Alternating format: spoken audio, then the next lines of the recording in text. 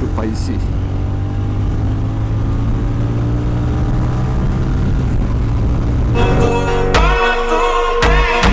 City রাইডে GPX 250 কেমন লাগে রাইড করতে, তো আপনারা বুঝতে পারবেন যে ডেমন 250 নিয়ে সিটিতে রাইড করলে আপনাদের কেমন লাগবে। আই মিন বাইকটা সিটিতে কেমন পারফরমেন্স করবে।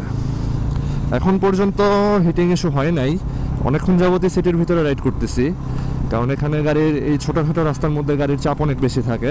তো এসবের মাঝখান দিয়েও ইঞ্জিনটা তেমন এখনও হিট হয় নাই, বাট যদি জ্যামে বসে থাকি সেই ক্ষেত্রে হিট হতে পারে। বাট এখানে একটা জিনিস আমাকে খুব কষ্ট দিতেছে, সেটা হচ্ছে বাইকটা এত বেশি পাওয়ার ডেলিভারি করে, সেই পাওয়ারটা এখানে আমি ফিল নিতে পারতেছি না, মানে পাওয়ারটা তুলতেই পারতেছি না।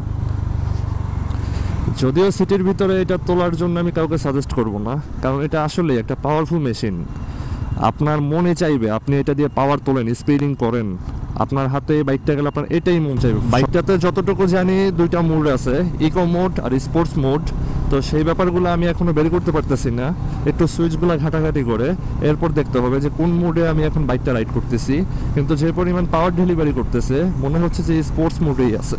আর যদি দেখে যে ইকো মোডে আছে তাহলে বুঝবো যে ভাই স্পোর্টস মোডে গেলে তো এটা মানে একদম কি বলে রকেট হয়ে যাবে, মানে প্রতিটা গিয়ারে গিয়ারে পাওয়ার ফিল করা যায়। জোস। তো এই বাইকটার ফার্স্ট ইমপ্রেশন ভিডিও খুব শীঘ্রই আসতেছে।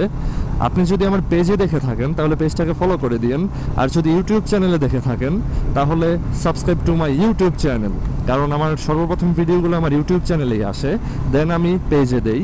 সো এখন থেকে ভাবছি যে পেজের মধ্যে টুকটাক আমার আপডেট ভিডিও এগুলো আমি দিয়ে থাকবো, কারণ সবসময় আমি ইউটিউব নিয়েই কাজ করছি, তো পেজটাকে একটু গ্রো করতে হবে।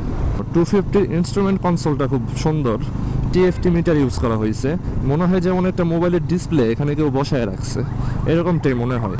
সিটির ভিতরে আসলে পাওয়ার ডেলিভারিটা বোঝার কোনো ওয়ে নেই, কারণ অনেক গাড়িগুলোর চাপ থাকে, যার কারণে এটা ফিল করা যায় না। একটু পাইছি।